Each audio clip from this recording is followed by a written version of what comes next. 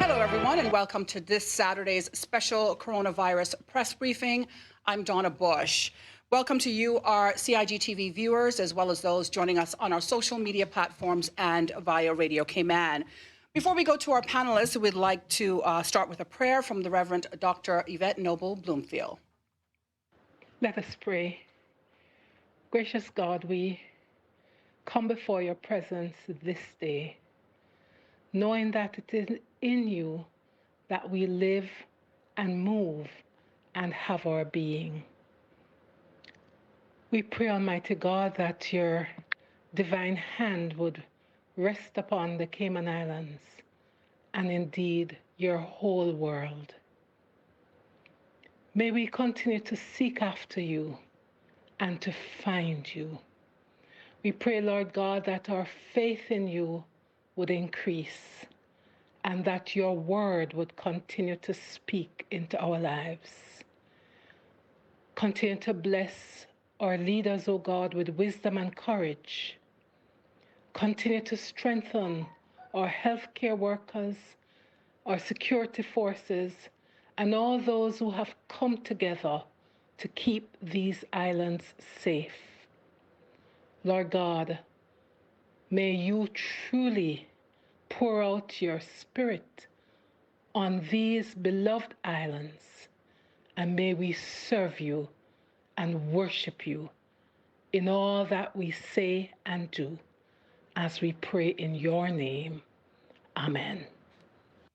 And thank you to Reverend Yvette Noble Bloomfield there for that prayer. We now welcome our panelists, His Excellency the Governor, Premier the Honorable Alden McLaughlin, and Minister for Health, the Honorable Dwayne Seymour. We'd also like to thank our Chief Medical Officer, Dr. John Lee, for joining us today, as well as Commissioner of Police, Mr. Derek Byrne. Of course, our media is joining us via Zoom today. We'd like to welcome back Mr. Ralph Lewis from the Caymanian Times, who took a few days off. We first go to Dr. Lee. Good afternoon. The results reported today relate to 3 different days over Tuesday, Wednesday, and Thursday of this week just gone. There are a total of 57 to report.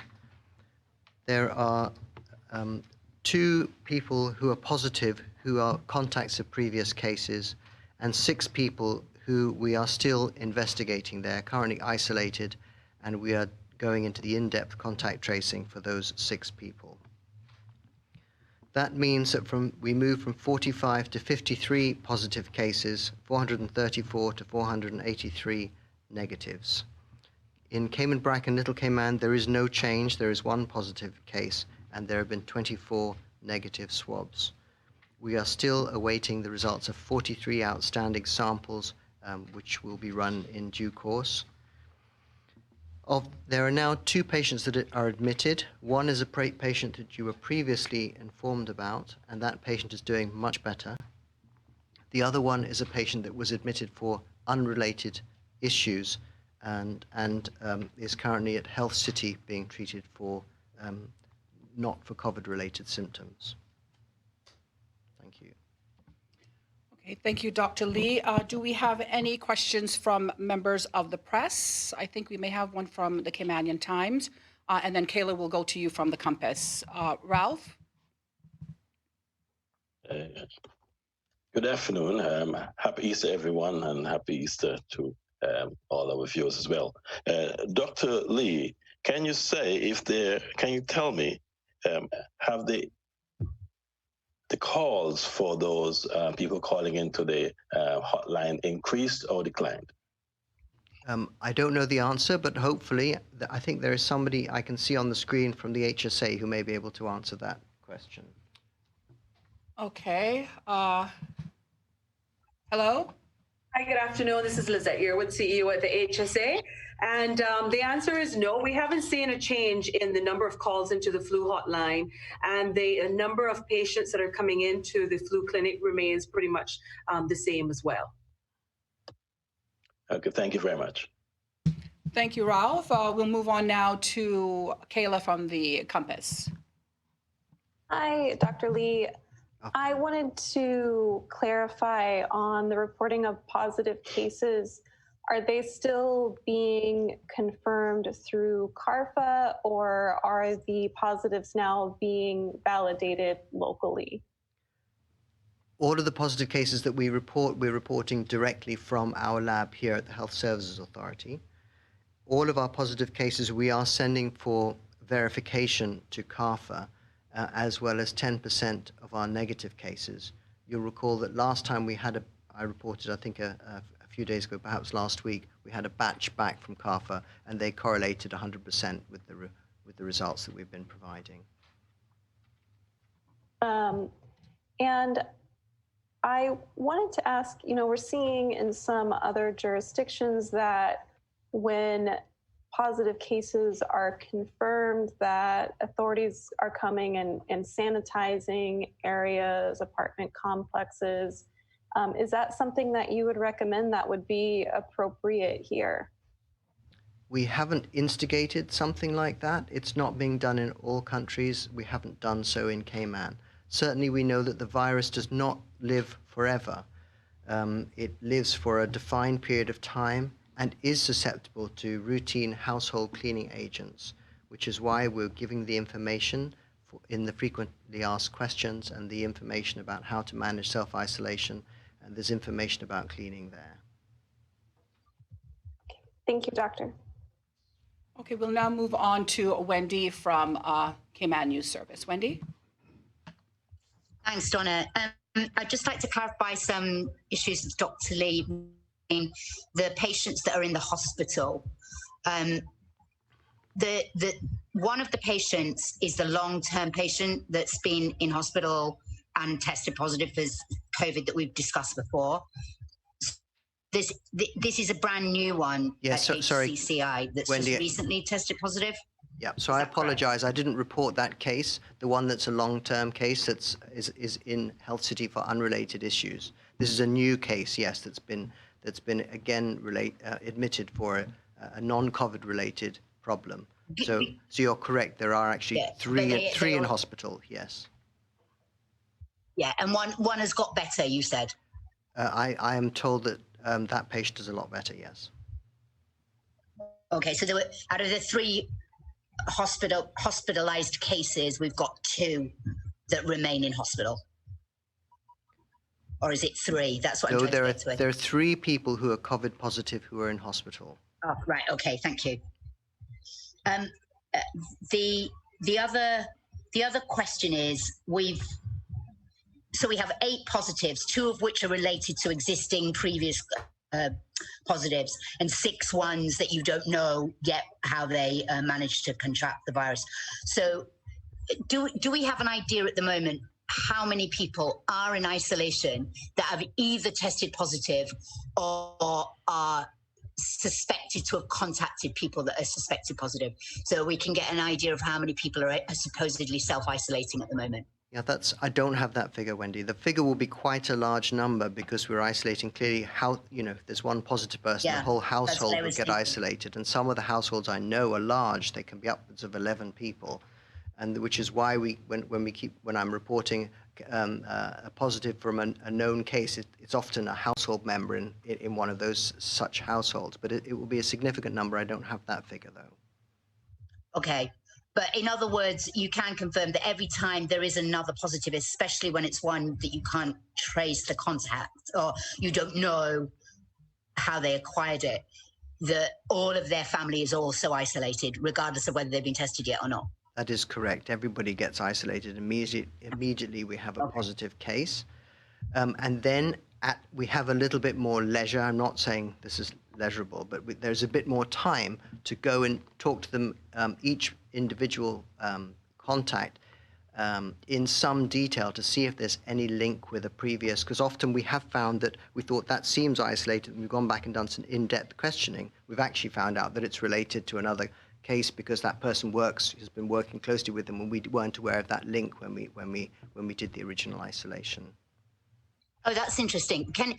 At some point next week, can you give us a breakdown of the cases that we really still that remain a mystery, that we can't connect the dots, as it were? yes, I can endeavour to do so, which are, I don't think actually, most of them we've had an idea about where the contact has come from, because we're such a small place. We can often link it back to somebody that has travelled or a connection that's travelled. We still don't know 100% whether that was the cause, clearly. But almost in every case, we've linked it somehow to people that have travelled from abroad. Okay, thank you.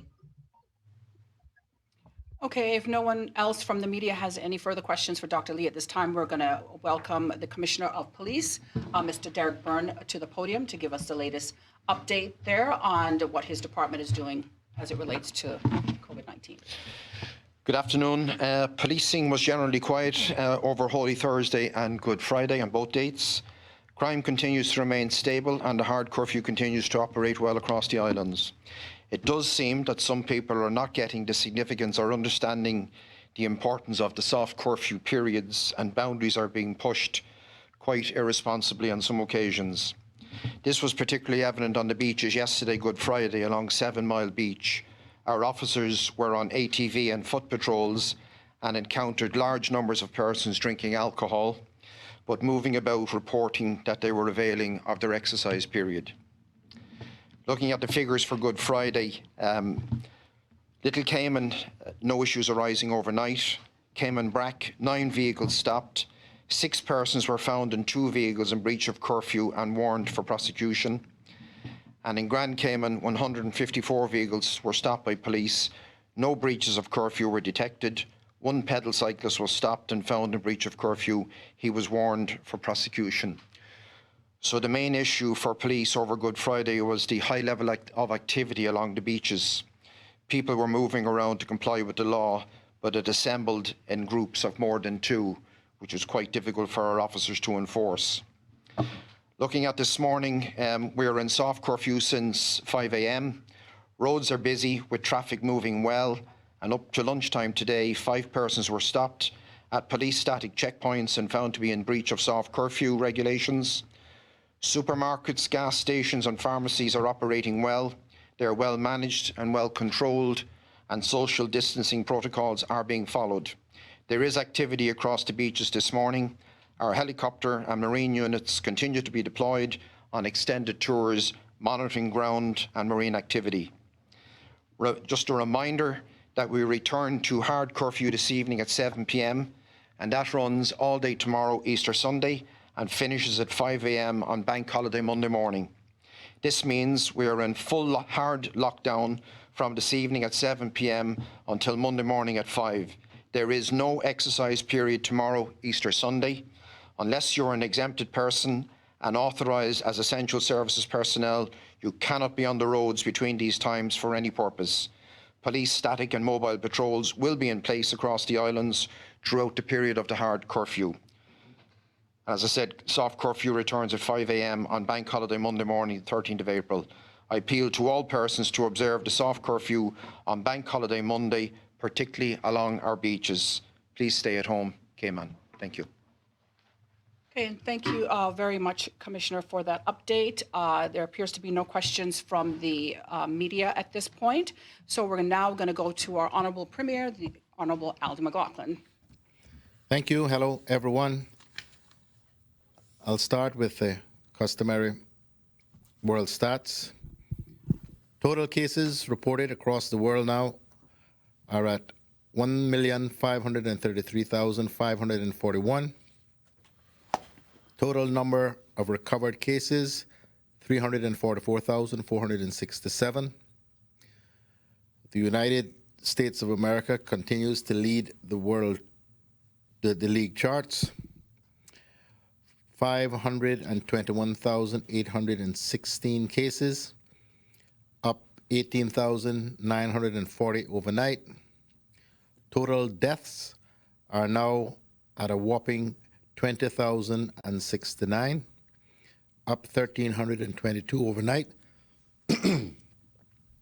Spain, 161,852, up 3,579 overnight. Total deaths, 16,353, up just 272 overnight. They seem to have reached their peak, thankfully.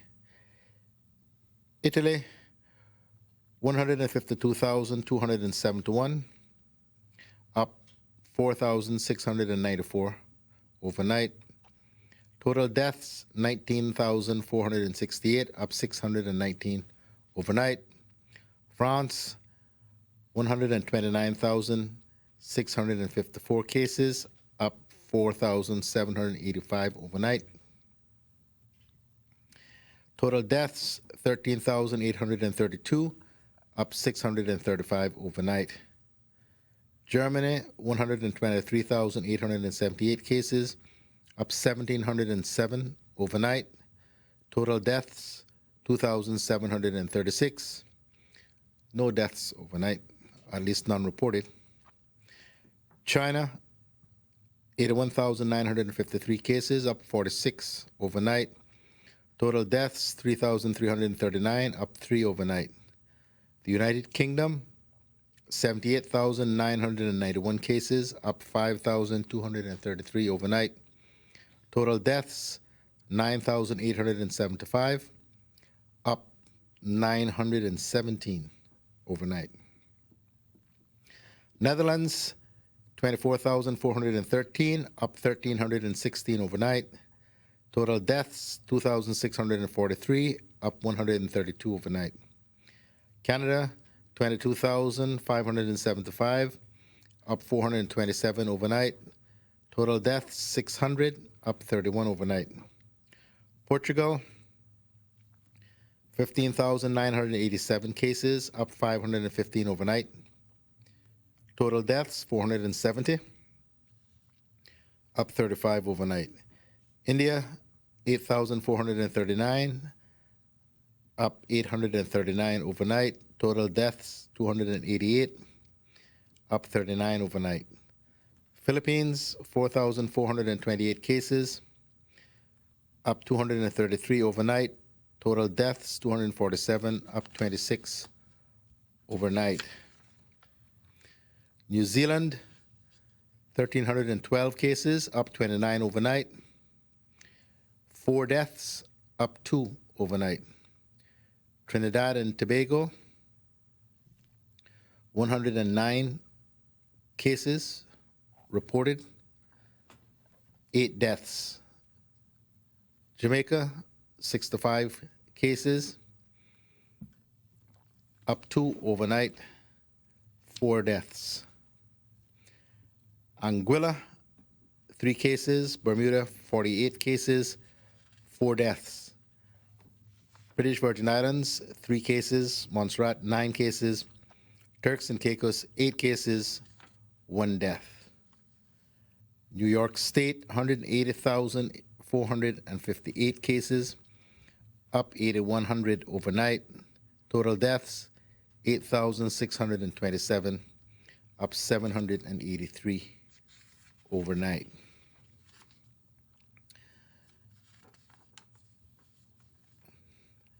I want to, some may have seen this, I think we've already put out a release, but just to let everyone know that we were approached by the Barbados government. I spoke to the Prime Minister, the Right Honourable Mia Mottley, a couple of days ago, and we agreed to sell to Barbados 20,000 of the test kits for COVID-19 that we received at cost.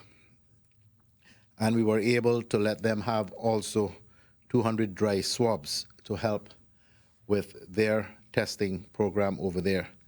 The government is most grateful to us, and we were indeed delighted that we were able, again, to provide assistance and support to our brothers and sisters within the region. I just want to make a few observations about the results today.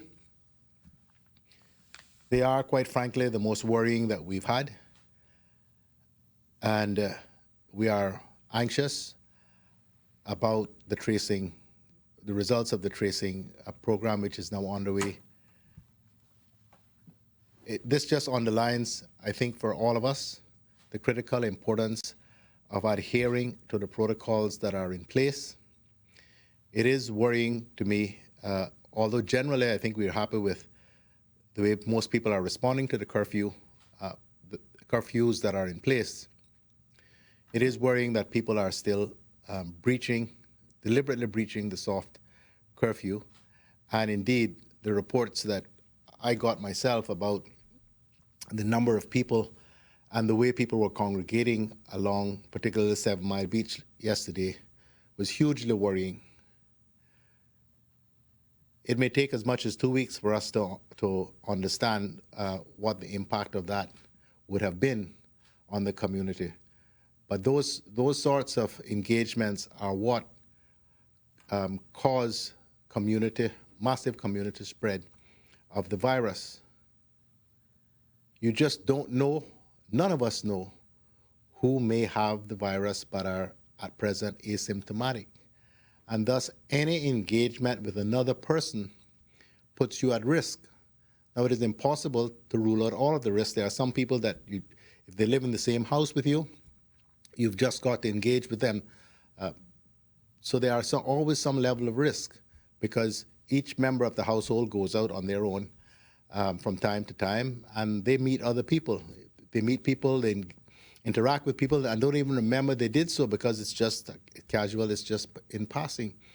But every time that you put yourself deliberately at risk of congregating in groups and drinking together and partying together, ostensibly because this is exercise, you are really creating a massive risk, not just to yourself and to your household, but to the entire community.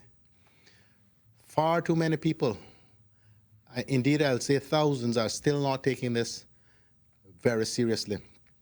And I think we are all gravely concerned about what will happen on Easter Monday, which of course, for those of us who live here or have lived here for any length of time know that that is a real day for getting together and having fun. We can't do that this Easter. I don't know how, honestly, I don't know how else to express this that I have done over and over again. We need to take every, we need to try as hard as we possibly can. We need to take every step we possibly can to stay away from other people. Let us try to interrupt the transmission of this virus through the community. We are into community spread. There is no question about it. And thus, any person that you interact with may well be carrying the virus. Walking around with masks is good. I'm not trying to tell people not to do that. It helps. Every report we have says it helps. But it is 5% as useful, if that, as staying apart from other people. That is the most effective means of avoiding the virus. Do not congregate. Do not get together with friends. We know that, all of us know that we are all programmed as social creatures, at least most of us. We love getting together with friends and family, but we can't do that now because we are risking not only our own health, but the health of the entire community. I beg you, my people, please listen. Otherwise, despite all of our best efforts, we are going to have some tragic times. I'm really, really worried. I just want to reiterate, I've been asked to reiterate a point that was made about how we handle the surnames of people that have double-barreled surnames when they attend the supermarket or the bank or the pharmacy.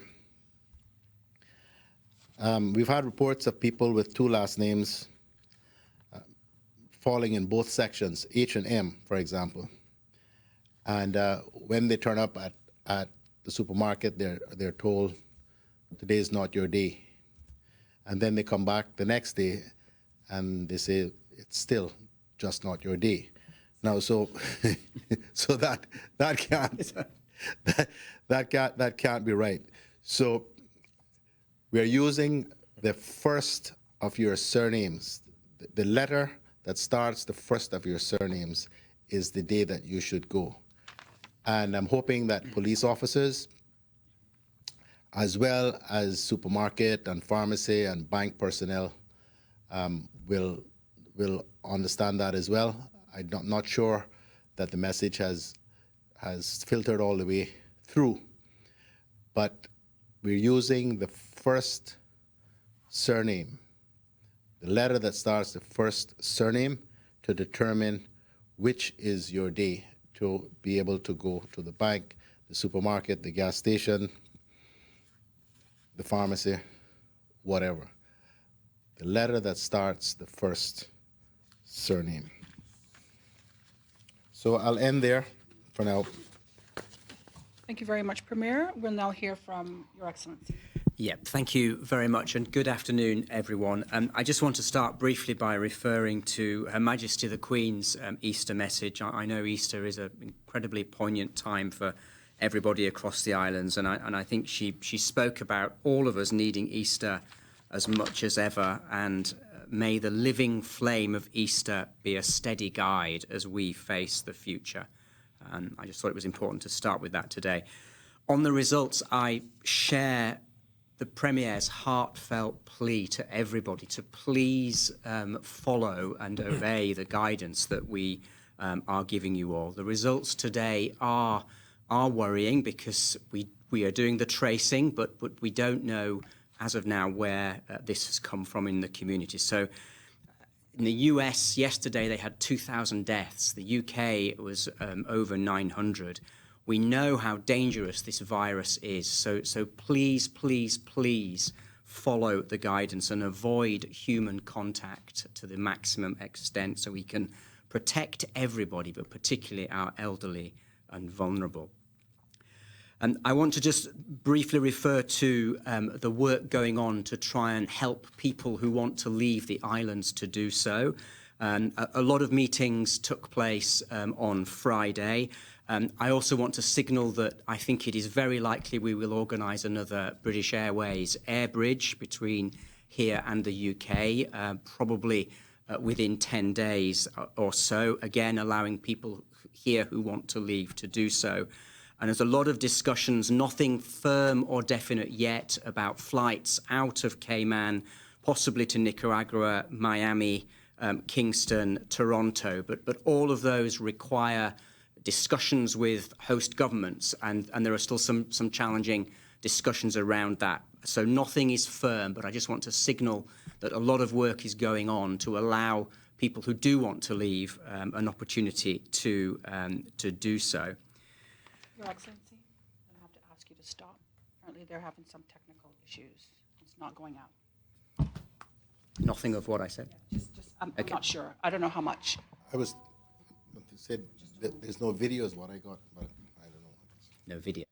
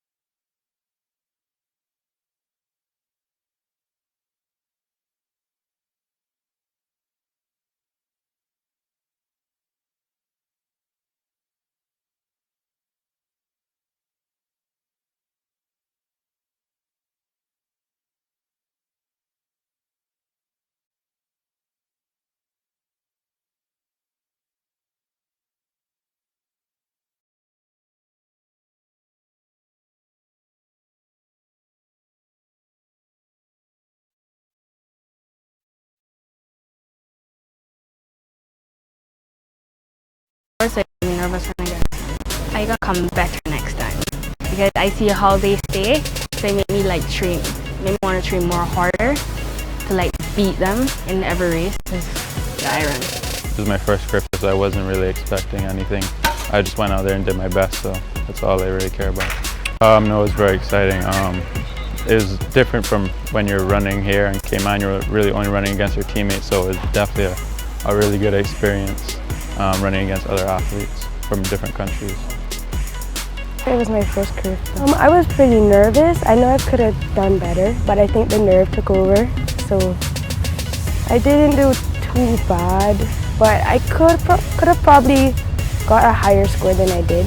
But like I said, the nerves. So I didn't get as much throws as I wanted. I felt happy, excited with the home crowd. The energy was good. I think I'll be more relaxed. So this year, for the next track season, they have us competing more with a bigger crowd, since in Cayman we don't get that much. So hopefully I'll be used to it by then, and the next curve that I can get my trophy.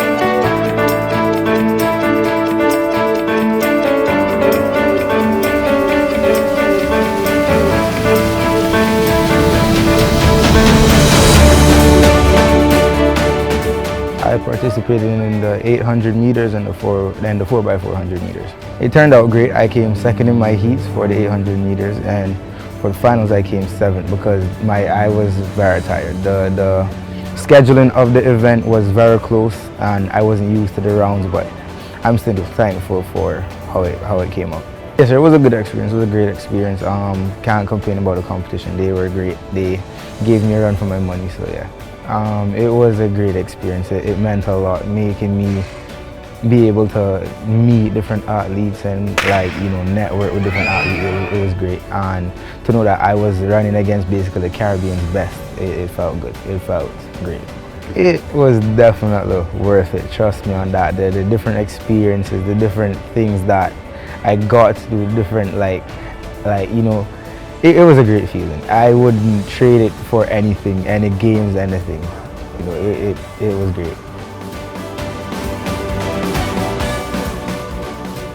I ran the 1500 and the 3000 meters. Once I got onto the start line, I was excited, and it was so nice to have so many other people on the start line and so many other girls on the start line. And the crowd was amazing. You could hear your name so clearly and hear Cayman and cheering, so that was the best part of the whole event. I actually enjoy the whole aspect of the training and the fact that you meet new people, you have a runner's high after running, and you feel really happy and great, so you're all in a good mood anyway. And then you feel much more productive to go do things afterwards, like your homework or other activities. So it definitely gives you a boost in the day, and if there's a competition in sight, then go for it in the competition too.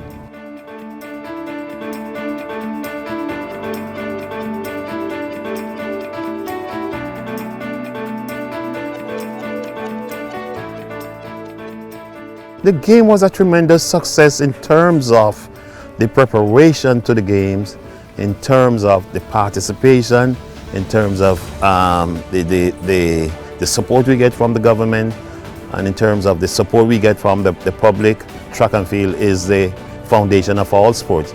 You have to run, jump, throw in every sport, and that's what we are doing in track and field. I'd like to say thanks to my coaches, all my friends, all my family. I know they supported me and they've always wanted me to do well, and they've always, even though I would not want to train some days, I know coach would be like, let's go, and the encouragement really helped me through this year. Thank Coach Williams for never giving up on me and doing so much. And I want to say thank you to my coach for having patience with me for the last 3 years, and thank you for getting me to this level. First of all, you have to try and balance in between school and training. You can't have one without the other. I have a very strong passion for track, but I also have to do very good in my academics, so I have to try and balance it. But you just have to learn that you have to stay up at night, you have to push, you have to really try, and then overall, over time, you'll succeed. I want to say thank you to all of them for supporting me and coming out here to watch me. I'm the captain of the team, so I have to lead from the front end. For instance, I can't shrug my shoulders if I'm feeling pain and say, well, I'm feeling pain so I can't compete, and then the others would look at me and say, well, if he's feeling pain, then I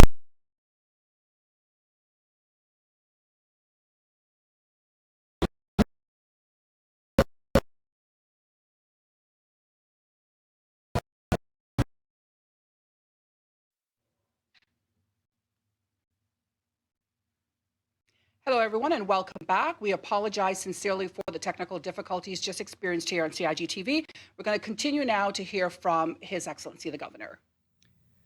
Yes, okay. Yes, sorry about that. I think we had technical problems. You could hear me but not see me, so maybe you were blessed for that alone. So my next point was just to say that this morning the Premier and I had a meeting with Ken Dart, and I'm very pleased to say that there is a private sector-led effort to create a new national recovery fund.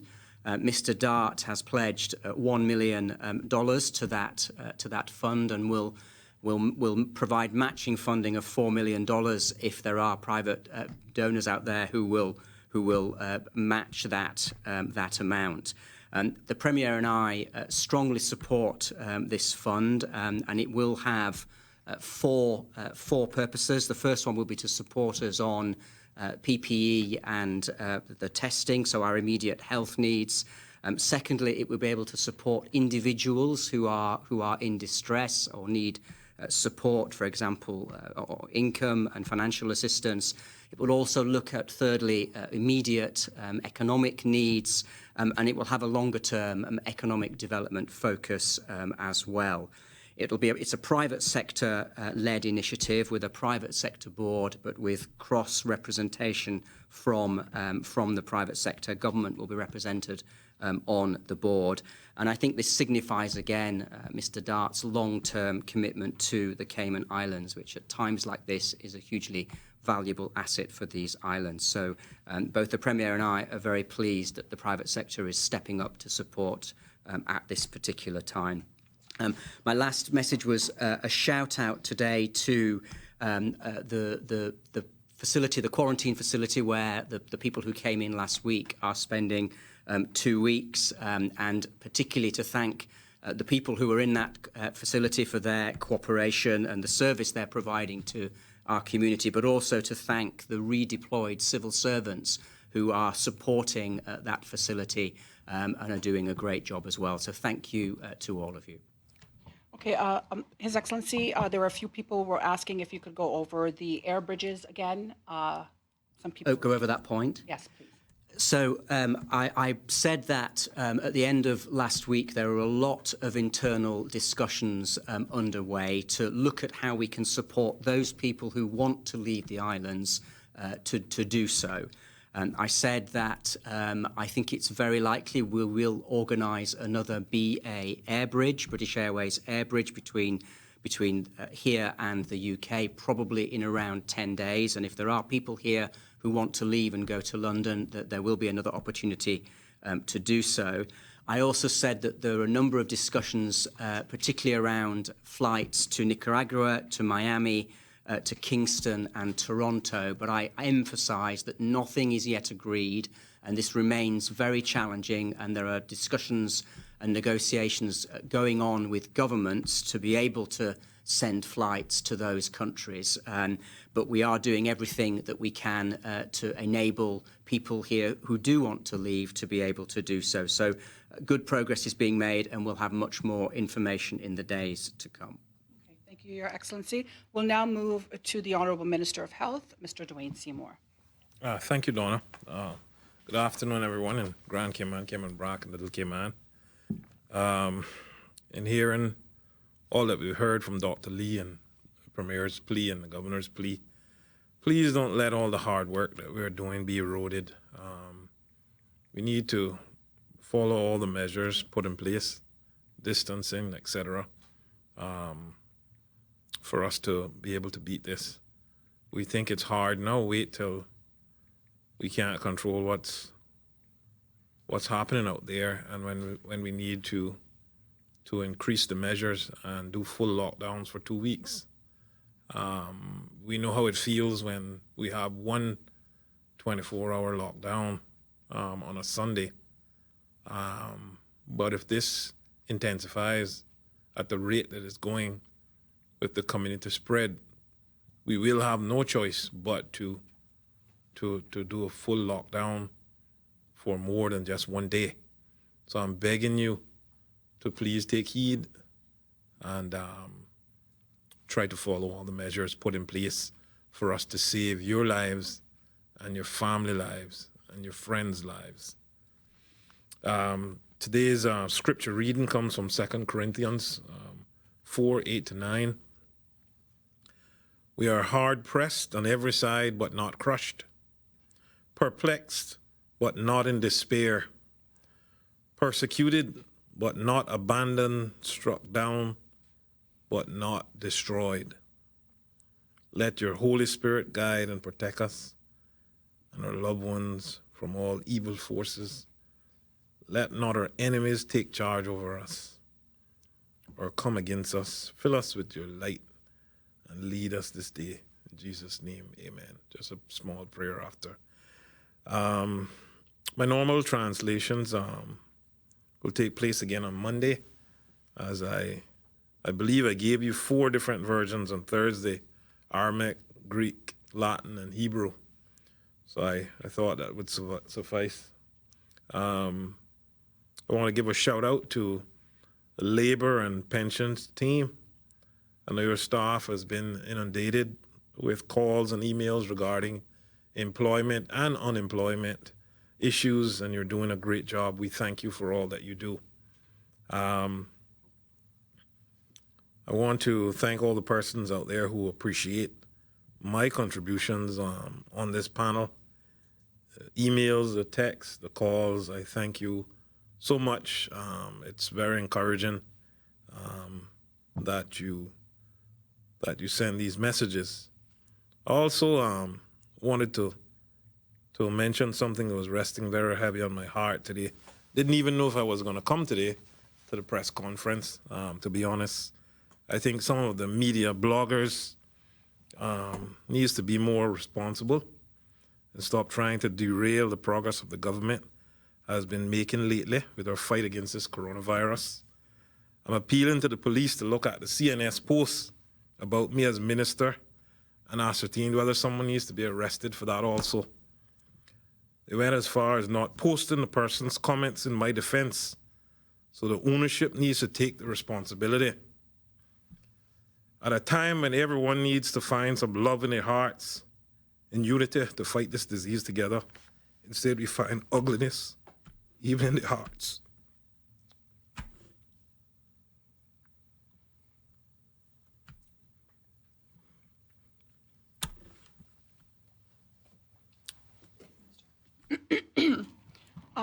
Before we move on to members of the press, I'd just like to also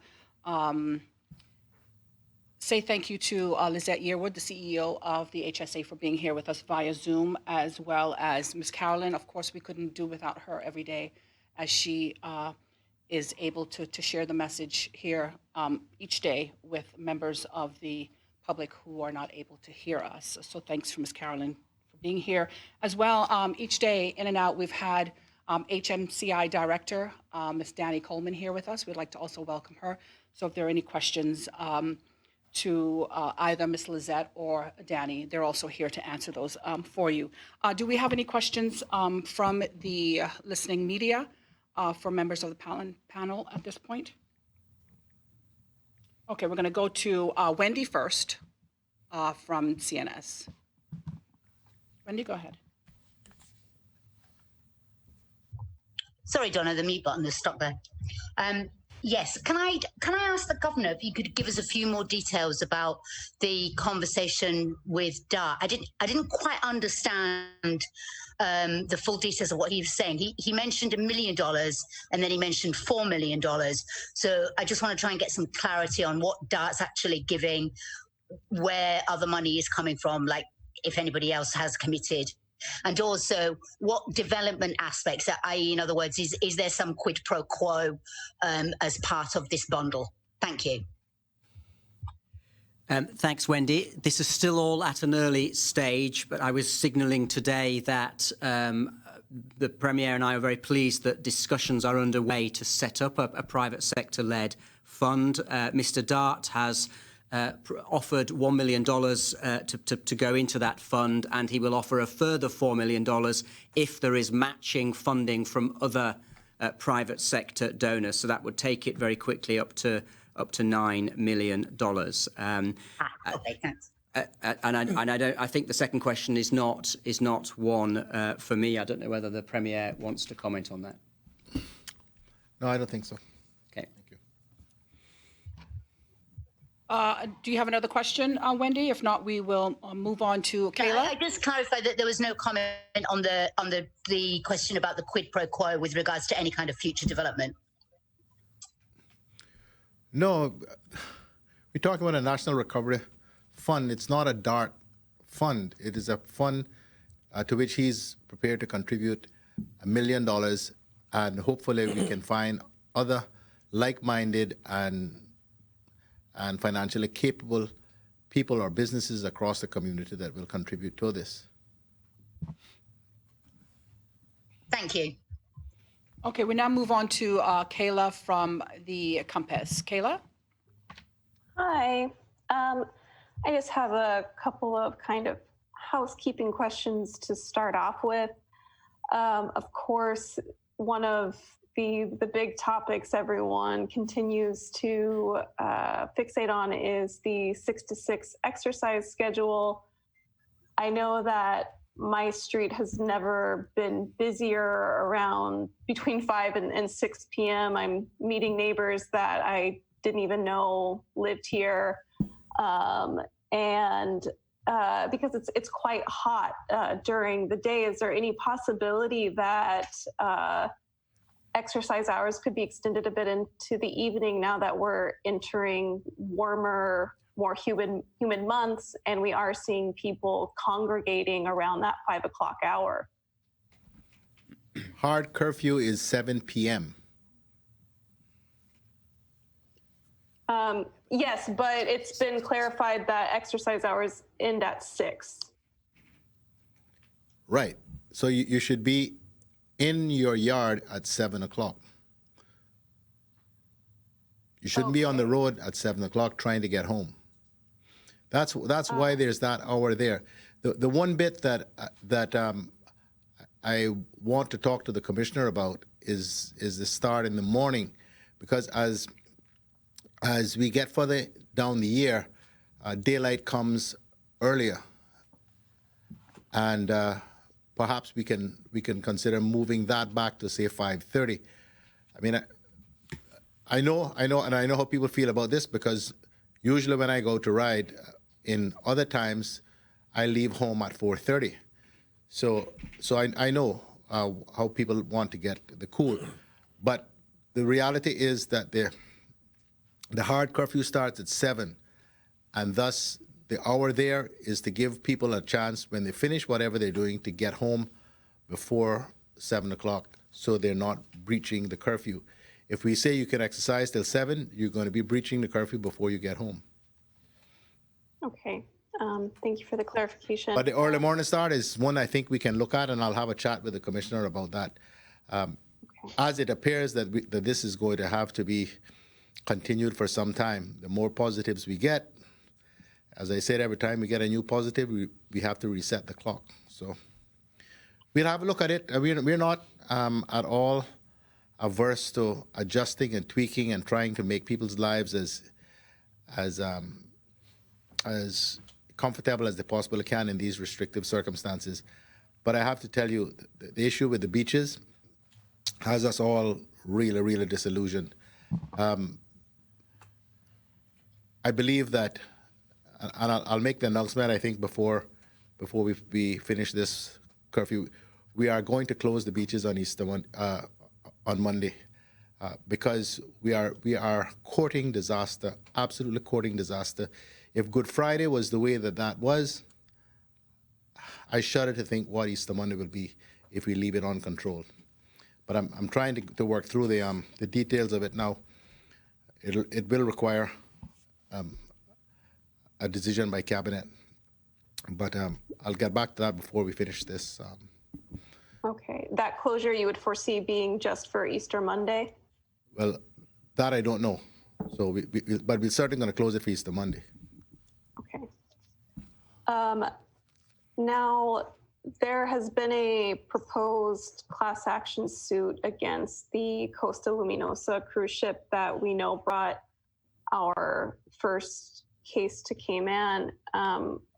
In light of that and the things that have come out since about that ship, is there any sense in government that that ship was mishandled either, or that there was any, anything that the cruise line could have done to have better avoided the situation that unfolded? Well, there were no positive cases, and as far as the health certificate, I forget the correct term for it, was concerned. Dr. Lee, can you help? Dr. Lee has more of the details. Kayla, I'll just let him answer it. Great, thank you.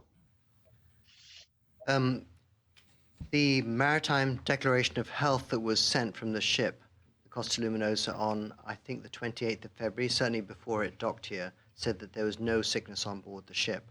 So we had no reason to deny the ship to dock.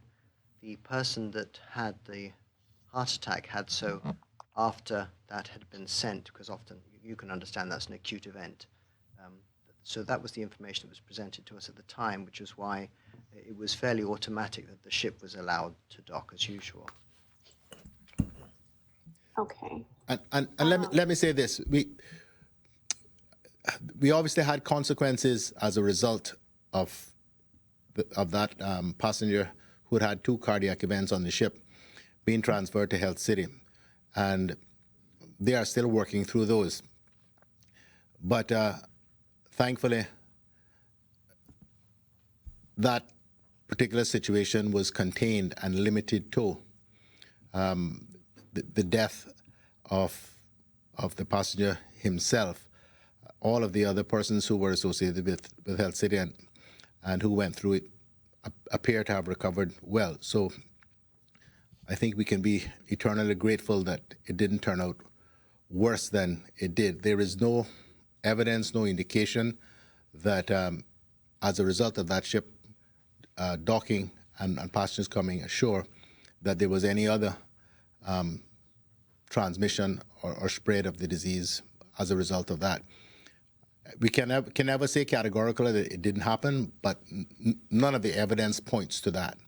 These other cases that we've been dealing with have been the result of principally of travel and then the onward transmission to persons who then have, because of their movements through the community, have spread it. Not as a result of the call of that ill-fated ship. Okay. Thank you for the update on that. And given the announcements that have been made in the U.S. about restricting the export of certain medical supplies, I know previously you had mentioned that we were looking at alternative supply chain options. Is there any more urgency in those talks given the announcements made in the U.S.? Are there alternative locations that we're looking to bring supplies from? Well, government's not directly involved in that. That's all being handled by the proprietors themselves.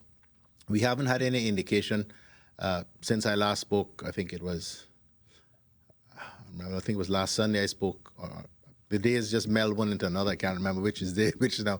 But the last time I spoke with the supermarket folk, I didn't get any indication, although we didn't talk about it directly, that they were having any issues in terms of the supply of pharmaceuticals here. We do get a significant number of pharmaceuticals from the UK as well, and I think the BA flight that came in last Monday brought some more of those. So we have, I think, more than just one supply line to get those sorts of things. Great. And I'll just ask one more question before I hand over the screen. Is there any update on the conversations with Cuba about possibly bringing medical personnel from there? Minister Seymour, I don't know if you have anything. I don't. Yeah, it's ongoing. The communication is ongoing, and I will update you as soon as that conversation. Okay. As we get more information. Thank you. We haven't really heard anything, but we know that they've received our request, but we haven't had a response as yet. All right. Okay, Kayla, thank you for your questions. We're now going to go to the Canadian Times. Ralph? Good afternoon. I have 3 questions, one for each of the panelists. But before I start my questions, I wish to say personally, I applaud the stellar job that the panelists have been doing. They've been here day in and day out, making a lot of sacrifices and working hard. I'm sure many of the viewers and listeners on Caymanians support that as well. So thank you very much for the job that you're doing. I'll ask my first questions to the governor. And Governor, can you say what role do you see the Cayman Islands playing in the recovery of the overseas territories in the future? Well, I think the Cayman Islands has a proud history of supporting other territories. We helped Bahamas after the devastating hurricane, and Premier has announced this morning the support to Barbados. So I'm sure the Cayman Islands will continue to try to help its neighbours when it can, and continue that proud record. Thank you. Next question is for Minister Seymour. Mr. Seymour, do you believe that self-motivation and the foundation in spiritual beliefs will assist in improving individuals' health conditions, particularly during this epidemic? That's a very good question, Ralph. And in fact, that's some of the messages that I've been getting, and about some of the scriptures that I read and some of the messages that I send out. But not only me, but the pastors that come on and say a prayer for the nation before the press conferences, and the calls for fasting that we had for 3 days, etc. These are things that help persons of faith cope with what we're dealing with right now. This is a time this is an unheard of time. There's a lot of confusion right now. That's why we have the mental health hotline open, because we recognize that was necessary. There's nowhere for anyone to go. Everyone is pretty much stuck. It's almost like everyone is in a jail in their own country, and that is quite different. It hasn't happened in 102 years. So none of us was alive then. But we definitely need to all the work that the governor and the premier and all of us do up here is as I've heard the public say, it's comforting to them, and they look forward to these press briefings on a daily basis. I can tell you that I've worked with 4 governors now, Governor Roper being the 4th. And this is the first time that I've seen a governor so willing and able to stay into the trenches, not only just speak from the high chair, but stay in the trenches with us and endure what the premier has levied on us. No rest for the weary. And the premier, he's tough as nails and continues to work tirelessly for this country, and half of the work that he does hasn't been told. But I thank you for that question, and definitely one that people look forward to and hearing that. And thank you for that answer. The final question is for the Premier. I understand your feelings to this, sir, but this question has been on my mind for some time. I think you share the same thought as well. It is clear that the future will not be same. It will not be business as usual. And the survival of many businesses will depend on the adaptation to the change that will come. My question is, would you recommend that business owners and staff use the next couple of weeks that we may be in curfew to revisit business strategies and make adjustments for the post-COVID-19 era? The short answer to that is absolutely.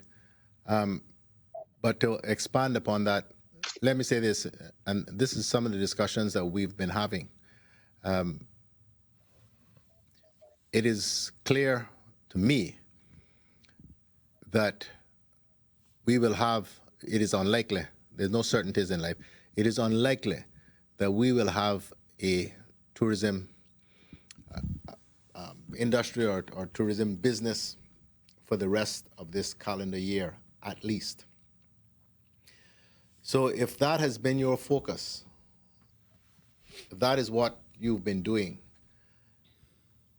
you need, as far as possible, to think about how you can repurpose your energies, your assets, your resources, including human resources, to do something else within the local economy, which is not dependent upon the influx of visitors.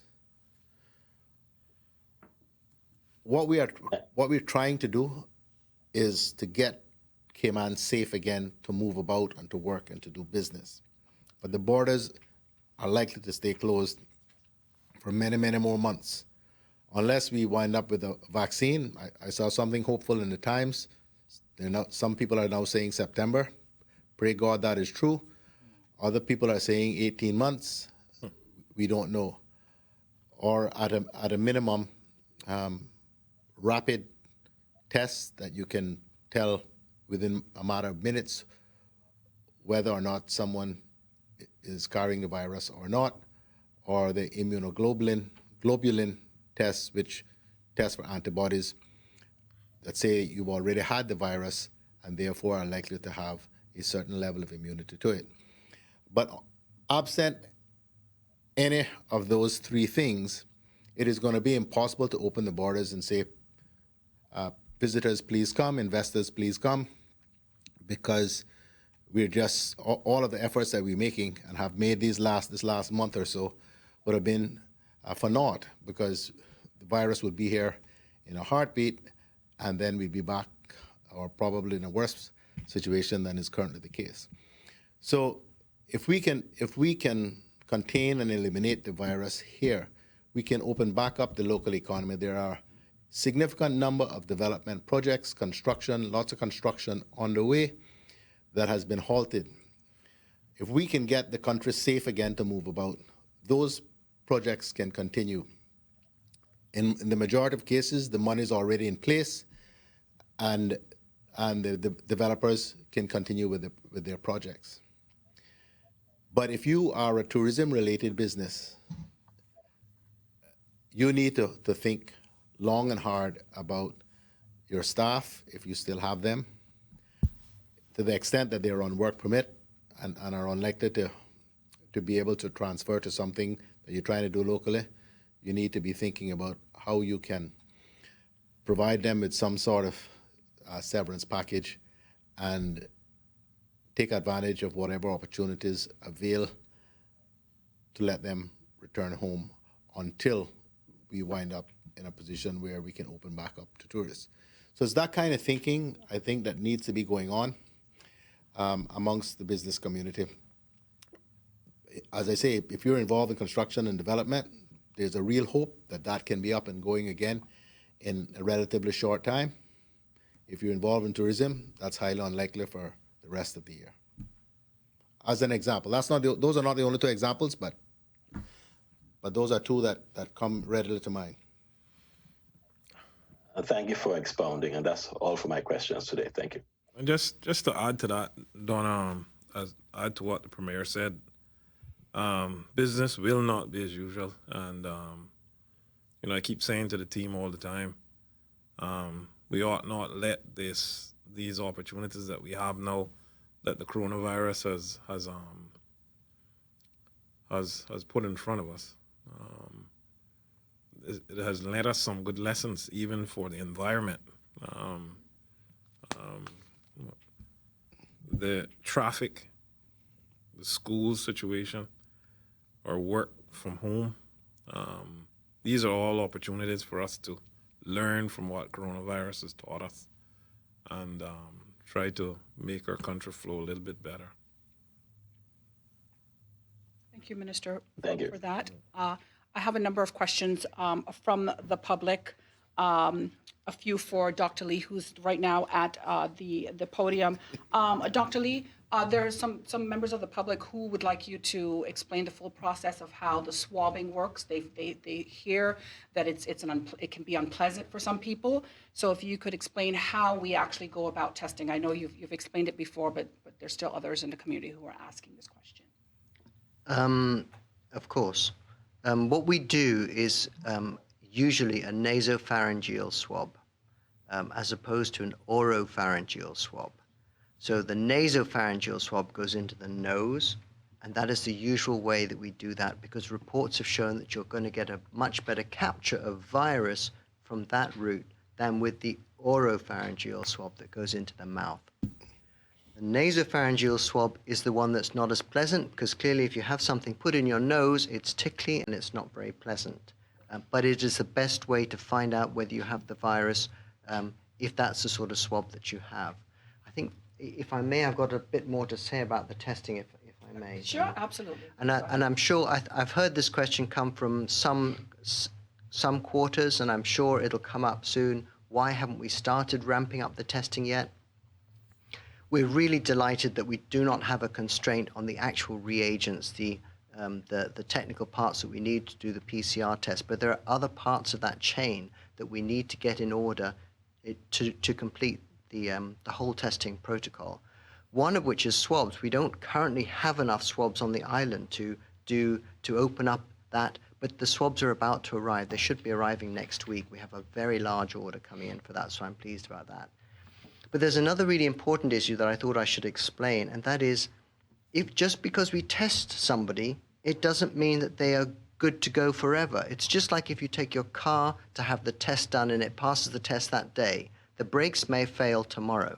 So it's the same thing with the testing. The testing just says that you didn't have the virus detected that day. So it's not just a question of being able to say you're good to go. We actually need to have a more sophisticated setup to go around and clear people and wait time for this to develop. So it's that is why protocols are being developed in order to try and work out how we use this testing ability.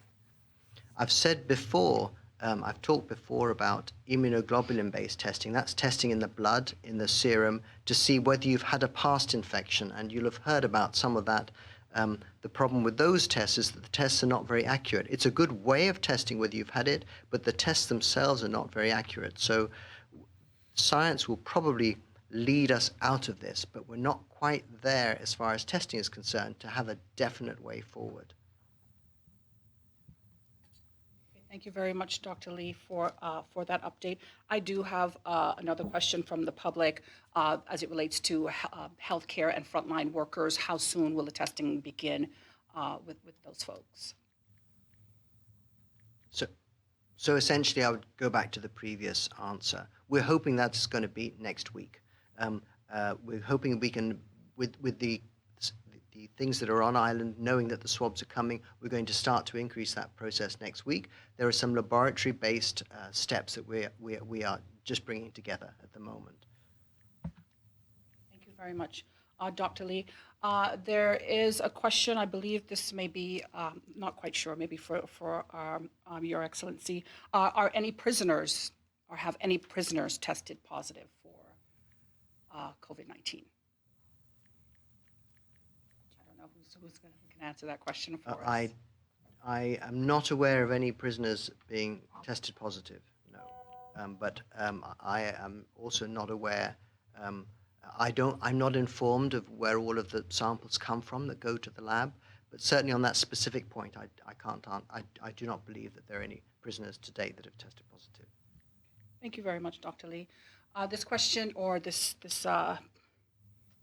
recommendation is for our Honorable Premier, Mr. Alden McLaughlin.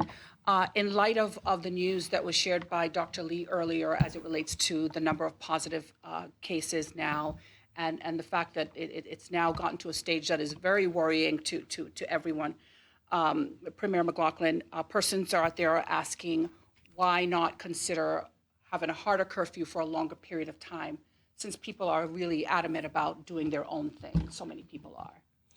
Right. Believe you me, that has has been discussed, crossed our mind over and over and over again. And here is the thinking.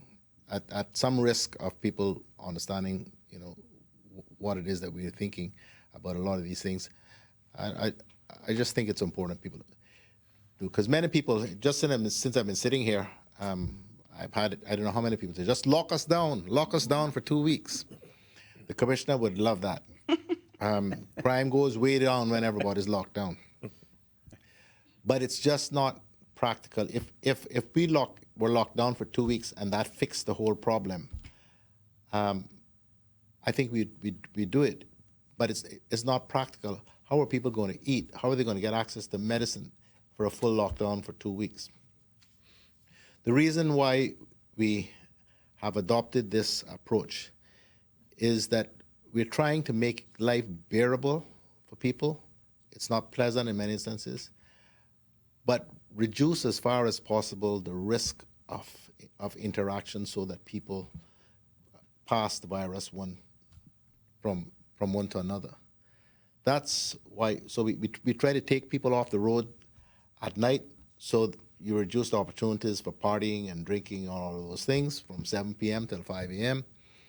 And during the day, we've kept tinkering with it as we've gone forward to try to divide the community by last name, essentially, roughly in half, so that only half of the people have the right to be on the road at any given time. We thought long and hard about the exercise bit, but people have to have some outlet. And exercise is just generally good for the body and the soul and the spirit and everything else. And this is likely to have to continue for some time. So that's why we have this sort of approach to it. If we thought we could fix this and lock the country down for 1 week, then everybody would just have to grin and bear it and we'd do it. But a week from now is still, and we open it back up, that we still don't know. What's happening now, you see, is today is 20 days since we shut our borders. And as we said all along, by this point, we'd start to have an idea how prevalent the virus is in the community. So people who are presenting with it now are almost, we can almost be certain that they are unlikely to be people who have traveled, save for the 60 or 58 that are in quarantine now, but hopefully they're safe, right? So we'll know what their situation is. So what we are seeing now is transmission, community transmission. All of these cases are community transmission. So we are still hopeful, although I'm less so today than I was previously, that we are able to still trace and isolate the persons who are contacts of these people, these unfortunate people who are presented with it. And so we can isolate them, treat them, hopefully, as has been the case so far, with the notable exception of the first gentleman who came here with it. They've all recovered and or are recovering. So that's what we're trying to do. And we just need people to truly appreciate how serious this is and just cooperate with the protocols that we put in place. We're going to have, and we've decided, I've talked to enough of my colleagues on the chat, we are going to close the beaches with effect on Monday. Deeply regrettable decision. You know how many times I have begged people to behave in a certain way because we're taking away what is a real pleasure of many, many people. And those who are behaving perfectly reasonable and well are now having to be penalized along with those who constantly abuse the opportunity. But if we don't do it, I am desperately afraid that Monday is going to be carnage out there. Many people out there partying, believing that they are well, but you can believe some of them are carrying the virus if there are significant numbers of people out there, because it is in the community. Yes. So we're going to work through the regulations, and Cabinet is going to amend the regulations. But I'm announcing now that on Monday, 1 minute after 12 a.m. on Monday, the beaches will be closed.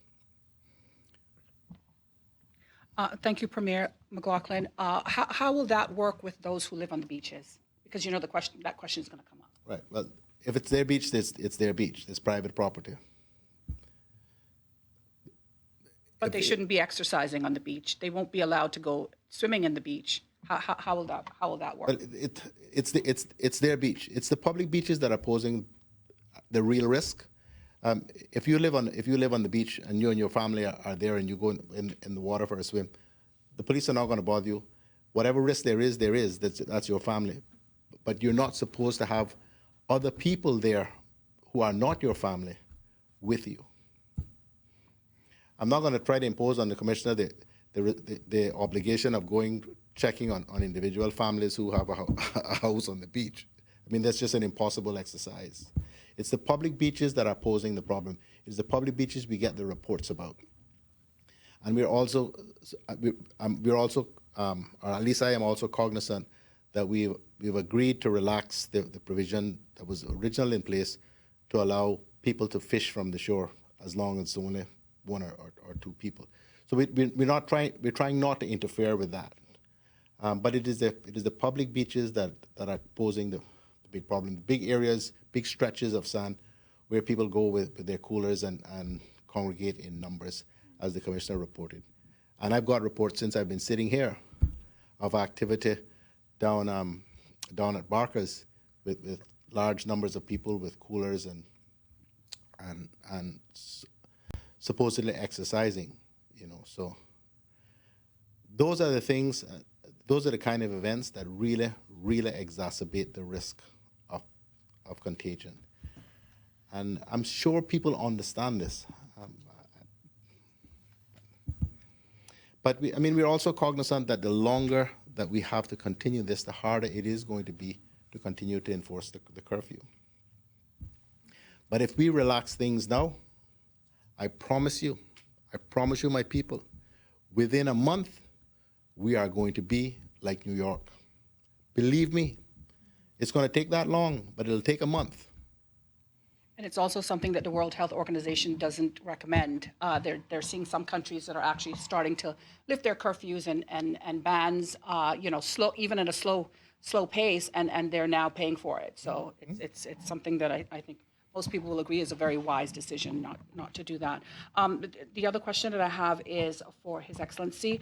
Persons are inquiring as to how they can donate to that private fund. Do you have any type of information of who they can contact, so on? Yes, it's discussions at an early stage, but I think an formal announcement will be made later this week. So details of that will be put out. But at the moment, the only information we have is what I've announced today. But something will come out further. Can I come back on one point, Sure, Donna, about the prison? Just to say that a handful of people at the prison were tested, and all of those tests were negative. But we do intend, as part of the major step up in testing, that all prisoners and prison staff will be tested. So that's a big part of our step up. And I do want to commend the prison director, because he's already done a huge amount to sort of manage the COVID-19 risk in the prison. And I know that other prison directors in the region have been actually copying policies that have been put in place here. So I know the care and welfare of prisoners as a staff is absolutely uppermost in all our minds, and a lot of effort has gone in to that. But clearly the testing will provide another level of reassurance. Thank you, Your Excellency. One final question. Earlier you mentioned about Airbridge to discussions that are ongoing. And I had some folks that actually contacted me asking about, you didn't mention Honduras, and there are lots of Caymanians there that apparently are stuck, and they just want to know, well, if there's any discussions going on there. I mean, I think discussions are going on, but that falls into the category of the ones I was mentioning, which some of them are very difficult because of getting permission to be able to do that. But that is certainly something which is being explored, but there's no firm information that that's going to be possible at the present time. Premier, did you have something else to say? Okay, we're going to go to Wendy at CNS. Thank you, Donna. I have a couple of pressing update questions that are coming from the public. I'm not expecting the answer today, but I was just once again checking whether we can get some information from this early next week, which is what's happening about whether the post office is going to open or not, and also the dilemma regarding the vehicle licensing problem over inspection. So, as I say, not expecting an answer today, but if we could get one early next week. The other question, Wendy, now, Wendy, I can help you with both. Oh, great! Thank you. We're not reopening the post office. We'll have to find post offices. We'll have to find a way to ensure that those people who need access to whatever service it is there are able to get it. But it is too risky and unnecessary, we think, in the grand scheme of things. We are going to have to pass, and we've already had it drafted, an amendment to the traffic law to allow for the licensing of a vehicle even when the inspection is more than that is more than or less than 3 months before expiry. So it's a simple amendment to the law. It'll be a temporary provision, but that's part of the package of pieces of amending legislation that we're hoping to bring to the House very soon.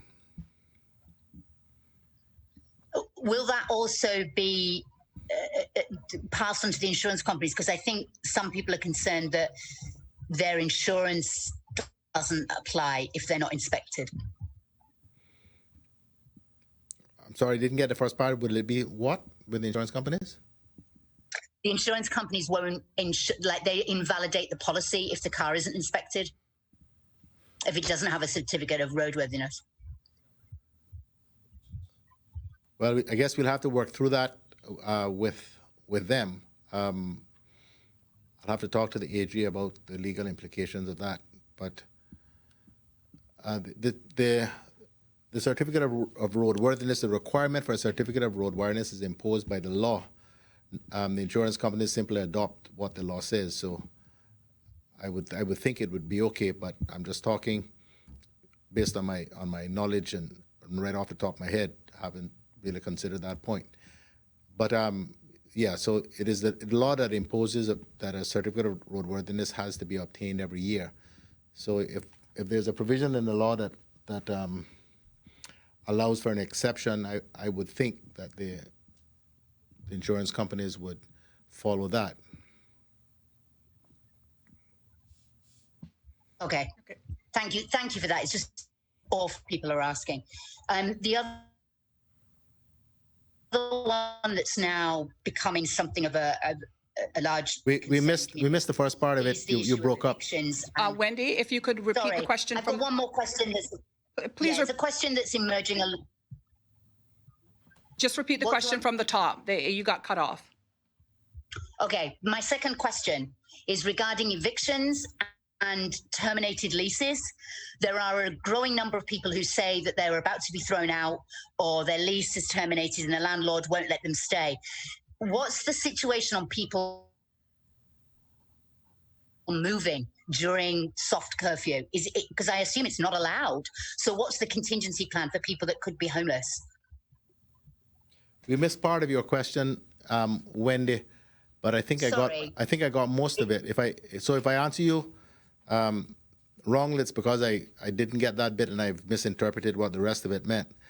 But I think you were asking, what do you do if you are being forced to leave and you need to move during the soft curfew? Is that right?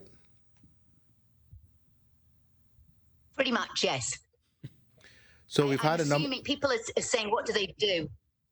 So we've had a number of these, and people have written in to the competent authority, curfew time, gov.ky, and asked for a one-off exemption for a given period. So, and that's been done on a number of occasions that I'm aware of.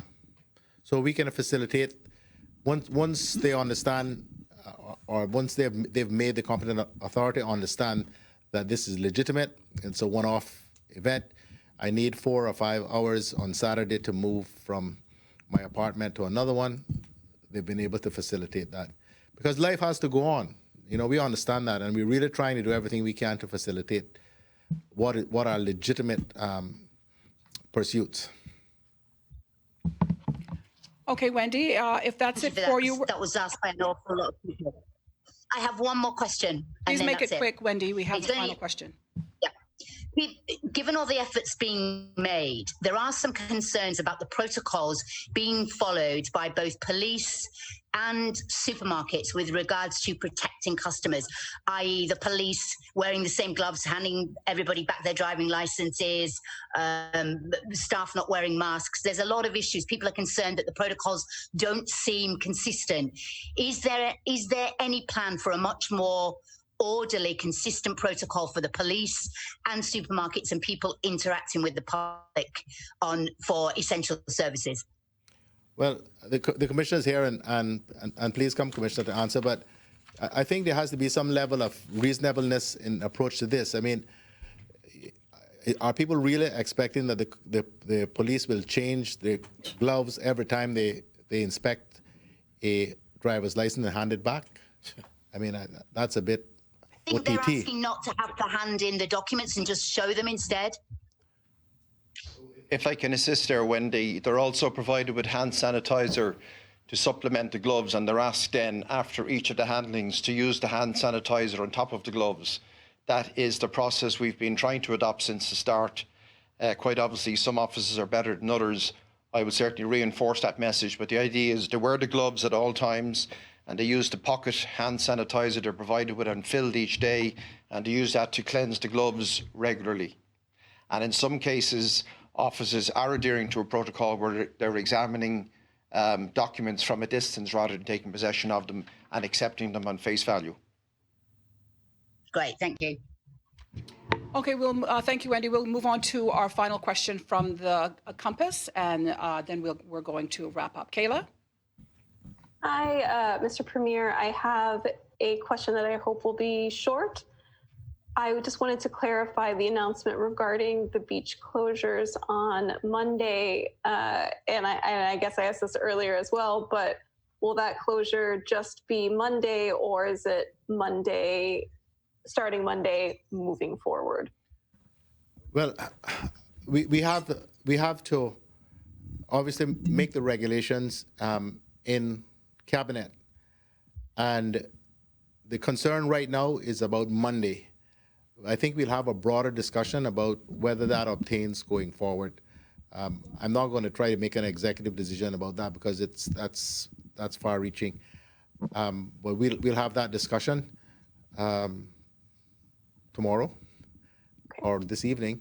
But what I wanted to make sure that people understand now, because there is not going to be a press conference tomorrow, is that the beaches are closed on Easter Monday. I think we'll probably have a press conference on Easter Monday. I'm not sure yet, but we'll make further announcements about the beaches thereafter. The regulations will have to be gazetted, so they'll be out there, so people will know.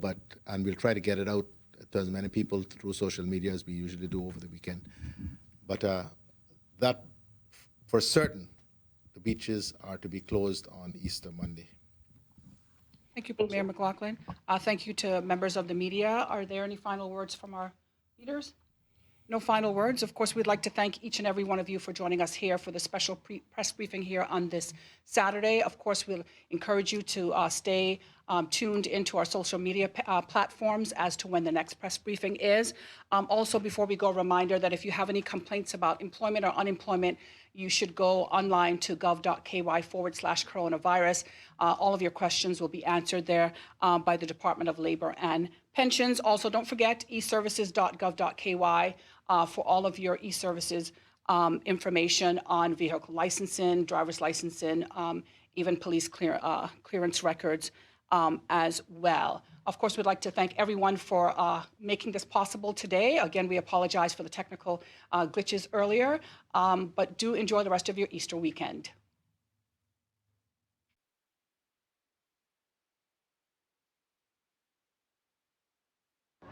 I know many persons are tuning in right now hoping to see another episode of Double Six Pose. But as this is the final day that myself and many others are going to be in the isolation facility, we wanted to say thank you. Please enjoy.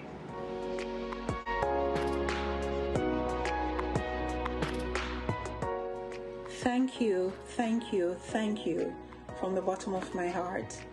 It's Judith Crawford from room 212. Big thank you to the isolation staff from room 522, Kayla Elliott.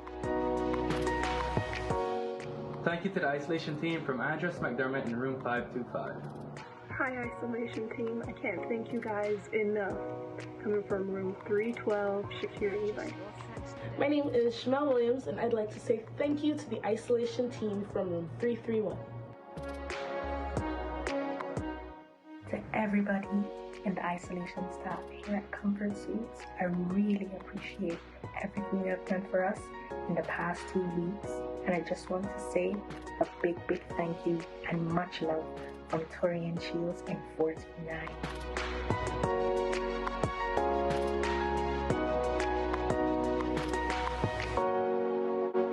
Thank you from Chelsea Frederick in room 430. Thank you to the isolation team from Dominique in room 308. I would like to sincerely thank the isolation team here at the Comfort Suites for making us feel so at home for the last 2 weeks. I'm room 324, Martina Bodden. Hey isolation team, Jacretia from 521. Just wanted to thank you for all the work you've put in these past 14 days. Thank all of you guys. Just wanted to say a big thank you to the isolation team from room 224, Jessica Holston. I would just like to say a big thank you to the isolation team. This is Joel Gale, room 313.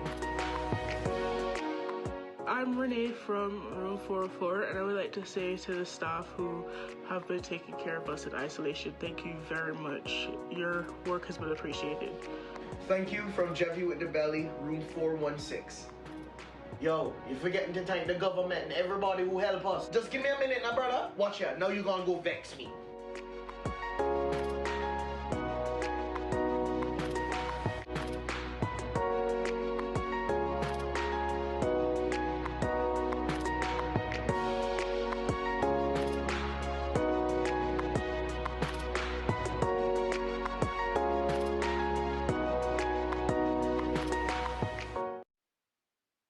Hello, Cayman Islands. My name is Sergeant Gill from the Cayman Brac Detachment. I am Lance Corporal Thompson from the Cayman Islands Cadet Corps. This is Corporal Carter from the Cayman Brac Detachment. I'm Corporal Alawanya, an NCO from the Cayman Islands Cadet Corps. I am Corporal Williams from the Cayman Islands Cadet Corps. I'm Corporal Hansraj T from the Cayman Islands Cadet Corps. I am Corporal Webb.